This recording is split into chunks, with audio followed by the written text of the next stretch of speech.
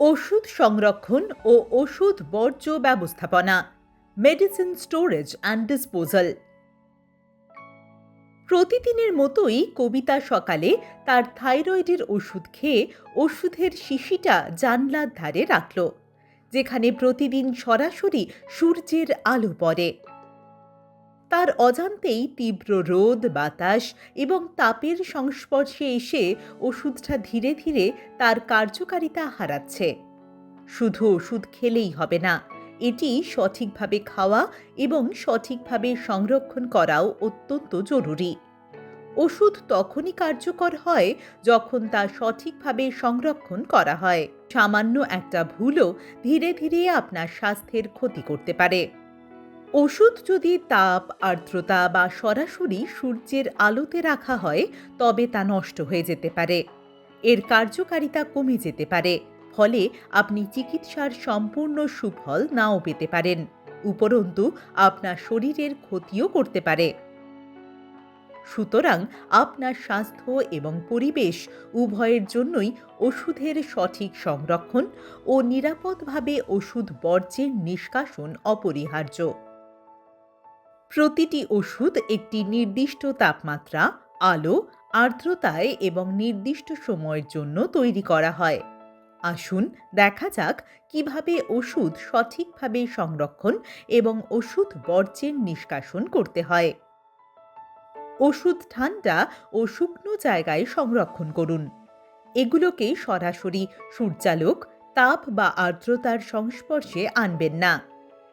Bathroom, রান্নাঘর বা জানলার কাছে ওষুধ রাখা থেকে বিরত থাকুন, কারণ এই জায়গাগুলোতে তাপমাত্রা ও আর্দ্রতা বেশি থাকে। ইনসুলিনের মতো কিছু ওষুধ যা ডায়াবেটিস রোগীরা ব্যবহার করেন, ফ্রিজে রাখতে হয়। এগুলো সাধারণ তাপমাত্রায় রাখলে সেগুলোর কার্যকারিতা কমে যেতে পারে।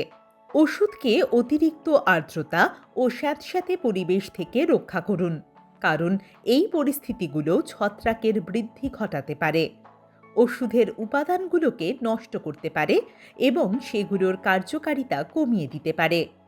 মূল প্যাকেটে রাখুন। ওষুধ সবসময় ফার্মেসি থেকে আনা মূল প্যাকেটে রাখুন, কারণ এটি ওষুধকে তাপ, আর্দ্রতা এবং আলো থেকে রক্ষা করে। এছাড়াও এতে লেবেল, মেয়াদ উত্তীর্ণের তারিখ, ব্যাচ নম্বর এবং নির্দেশাবলী স্পষ্টভাবে পড়া যায়। শিশু ও পোষা প্রাণীদের নাগালের বাইরে রাখুন। ওষুধপত্র সবসময় উঁচু জায়গায় অথবা তালা দেওয়া আলমারিতে রাখুন, যাতে শিশু বা বাড়িতে পোষা পশুরা ভুলবশত ওষুধ খেয়ে ফেলতে না পারে। গুছিয়ে রাখার জন্য একটি ফার্স্ট এড কিট ব্যবহার করুন, যাতে জরুরি অবস্থার সময় ওষুধগুলো সহজেই পাওয়া যায়। আপনার বাড়িতে থাকা ওষুধগুলো নিয়মিত যাচাই অর্থাৎ চেক করুন এবং মেয়াদ উত্তীর্ণ হয়ে যাওয়া ওষুধগুলো অবিলম্বে ফেলে দিন। এগুলো সরাসরি ময়লার ঝুড়িতে ফেলে দেওয়া বিপজ্জনক হতে পারে। শিশু বা পশুরা ভুলবশত সেগুলো খেয়ে ফেলতে পারে। কিছু ওষুধ মাটিতে বা জলে মিশে গেলে পরিবেশেরও ক্ষতি করতে পারে। Tablet, syrup, drop, patch, cream এবং ওভার দ্য কাউন্টার ওটিসি ওষুধপত্রের বর্জ্য ফেলার ক্ষেত্রে বাড়িতেই সঠিক ব্যবস্থা নেওয়া যেতে পারে। Mail bags. কিছু ওষুধ অন্যদের জন্য বিশেষভাবে ক্ষতিকর হতে পারে, তাই প্রস্তুতকারকরা অব্যবহৃত ওষুধপত্রের নিরাপদভাবে নিষ্কাশনের জন্য প্রিপেড মেল ব্যাগ খাম সরবরাহ করে থাকে। যদি মেল ব্যাগের সুবিধা না থাকে, তবে ট্যাবলেট বা ক্যাপসুলগুলো গুঁড়ো করে চা পাতা, মাটি বা কফির গুঁড়োর মতো কোনো অনুপযোগী পদার্থের সঙ্গে মিশিয়ে একটা ব্যাগে ভরে মুখ বন্ধ করে ময়লার ঝুড়িতে ফেলে দিন।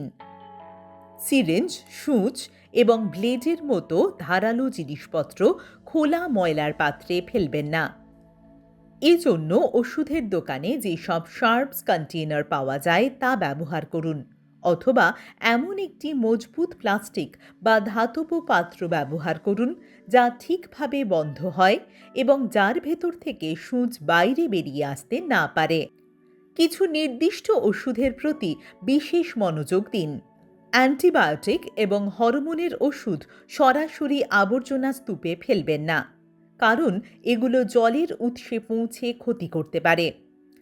অব্যবহৃত ক্যান্সারের ওষুধ, সাইটোটক্সিক ড্রাগস হাসপাতাল বা ওষুধের দোকানে ফেরত দিন।